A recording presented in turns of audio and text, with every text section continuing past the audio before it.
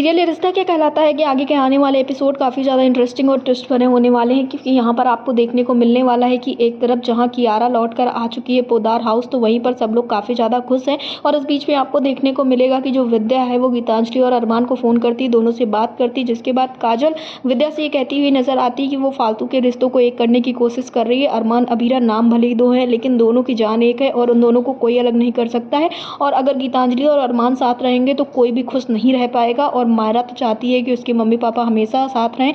ये सारी चीज़ें सुनने के बाद विद्या और काजल में काफ़ी ज़्यादा झगड़ा होता है। दोनों एक दूसरे से खूब झगड़ा करते हैं। एक तरफ जहाँ विद्या ये चाहती है कि गीतांजलि और अरमान एक हो जाए, तो वहीं पर और बाकी सारे पूरे परिवार वाले चाहते हैं कि अबीरा और अरमान एक हो जाए। और अरमान खुद यही चाहता है कि गीतांजलि जो है वो उसकी ज़िंदगी से चली जाए और अरमान और अबीरा पहले की तरह अच्छे से रहने लगे। तो सीरियल में बहुत सारे ट्विस्ट एंड टर्न्स आपको यहाँ पर देखने को मिलेंगे। जब अरमान अपनी सारी बातें अबीरा से कहता हुआ नजर आएगा। अरमान अबीरा से कहता है कि वो एक बार फिर से अबीरा के साथ नई शुरुआत करना चाहता है और गीतांजलि को भी सारी सच्चाई बताएगा कि उसको उसमें कोई इंटरेस्ट नहीं। फिलहाल ये बात तो उसने गीतांजलि से कई बार बताई, लेकिन गीतांजलि ये चीज़ें समझने को तैयार नहीं है।